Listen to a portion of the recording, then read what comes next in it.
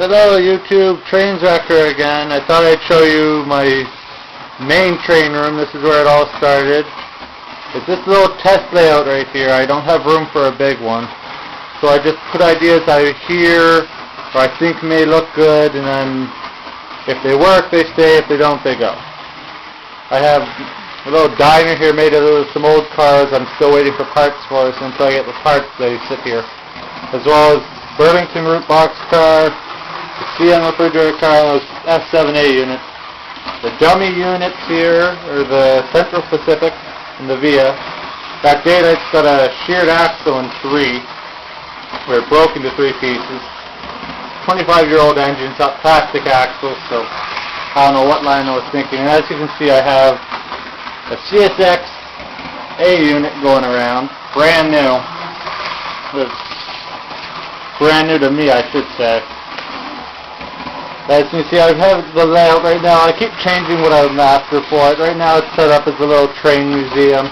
Some of the stuff is missing at the moment. I was using it for something else.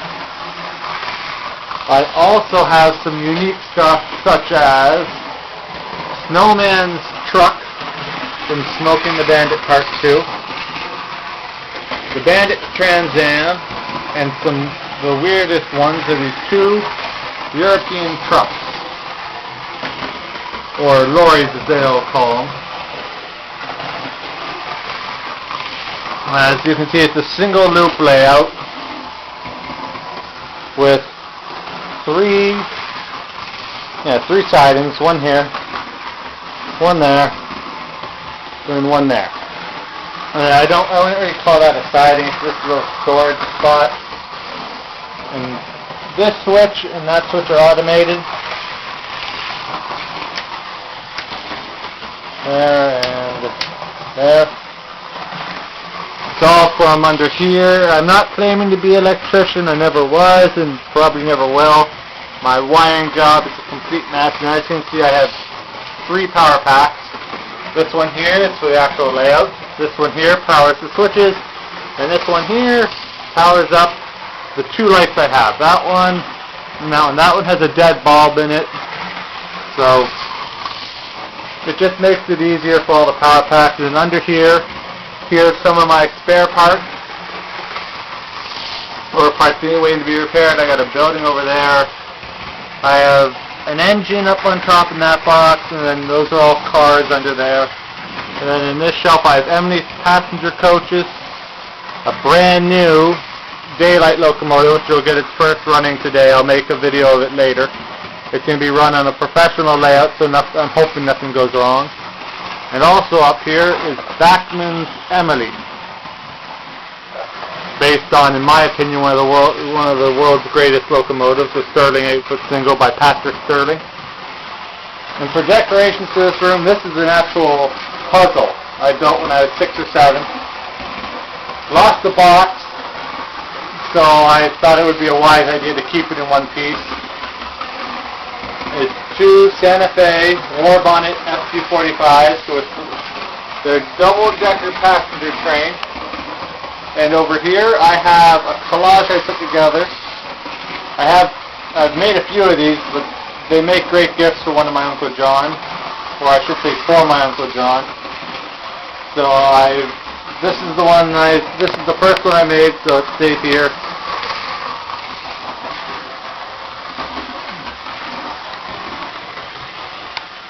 I'm going to quickly shut this engine off so you can try to hear me better. I'm going to see if I can get it. Well, it's not going to be hard to get it there at the station. I'll shut off the power too. And here is the rest of my collection. All of what's there and everything on that shelf. There's a few weird items, such as this CN engine. I'm trying to figure out if it's actually based on a real CNF unit that was painted with gray stripes, or is this a defect when it was produced. But I've come across many of these engines at train shows with the gray stripes. Also, I have these 2 very old Triang F units. That one's a dummy there. That one I'm still working on cleaning out the motor and getting it fixed. If anyone out there can give me some pointers on how to fix this unit, please tell me, because I have no real idea what I'm doing with it. because I don't have any blueprints or anything to go on to get that motor in there fixed. The little tri shunter in here, that works like a charm. I have one other. I have a steam locomotive that you saw in the other video, and I don't have a real tender for it, but I was given this. I believe this is a German tender, but if I put it on my layout, it doesn't really want to work well. But since it's all metal axles, it sort of absorbs the electricity. I think this engine was designed as a power tender for the original locomotive.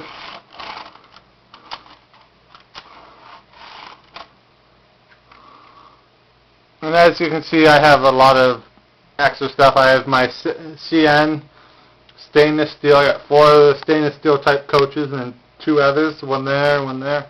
Those 2 you haven't really seen yet because they're too big for the test layout. I have to get the turning radius altered. My pride and joy passenger coaches, though, are these 2 Pennsylvania maroon cars, and as you can see, there's no interiors, so I still have to get interiors, but the roofs are nicely detailed. I got the observation car here at the platform, and the half baggage, half passenger car, and the most unique item, which I know needs a lot more work, is this CN unit here. I tried to do some hand paint. I put some extra fan units on the roof, as you can see. It was all red, and a new cab, because that one there and that one there have the same road name, so I wanted something different. And my paint job really did suck. Now, it's my first time, so it's just an experiment. I know somebody that can professionally redo it, so I'm in no big rush with it. It runs good. That one actually somebody was throwing out, as well as the bridge in the back there and some cars that have made their way into here. No damage done to them, but I don't know why they're throwing it out. Well, the engine's got some issues, but it's just like with that SG45 in there. That was thrown out in a dumpster in its box. There are some weird people out there. I like rescuing trains. I buy secondhand.